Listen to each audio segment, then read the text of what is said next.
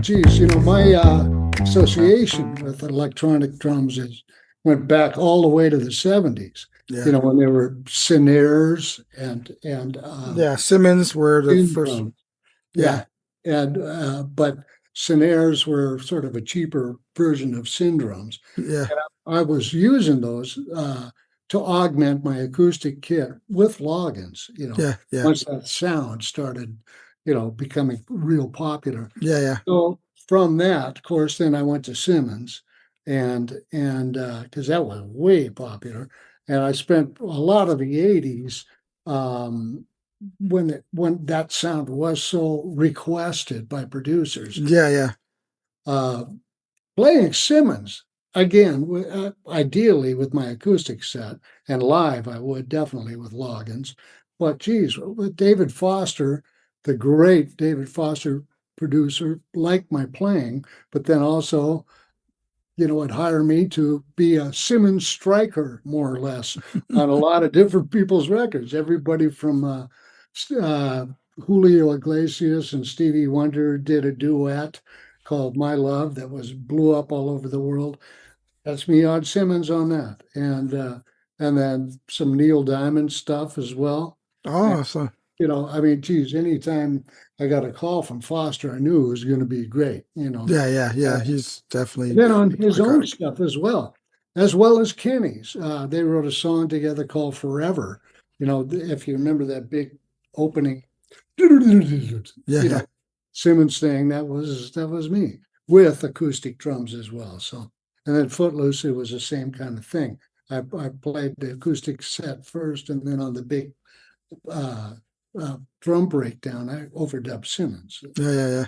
So, but when you and I started talking about electronic drums, at that point it had moved way past. I mean, we're in the 2000s now. Yeah, yeah.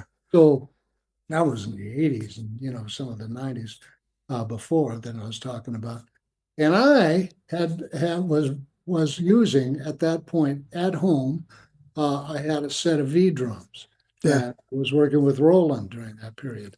And I tell you, as great as they were, there were almost just too many variables and too many options you could get lost in, like shell construction, shell size, head selection, then room size and distance, microphone distance, all of that, and it's very, very impressive, but it was stuff I never used.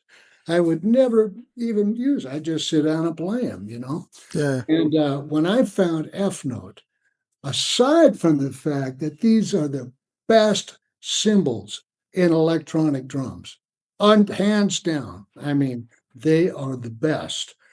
The drums themselves are so user-friendly and feel more like real drums than any other electronic kit I've ever played. And I mean, that's all of them. And man, I fell in love with them. I absolutely fell in love with them at the NAMM show. Yeah, yeah. That's when I brought you up and sat you down, and one is like, you got to try these, man. And I just went, what? And then not to mention how beautiful they are. The lugs look like, kind of reminded me of Gretsch. Yeah, yeah, yeah. They got that thing going on. And God, I couldn't stop thinking about them. And so then when I got to sit with them by myself and kind of tweak it at length, I just went, oh man, I got to get to know these. So that has been my go-to ever since that time. And I'm really honored, and I mean that sincerely, to represent in any way I can EFNOTE.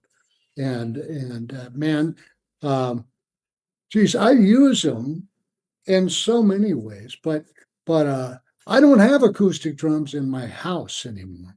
Yeah. I don't need them because these feel and sound so much like acoustic drums, and of course acoustic cymbals as well.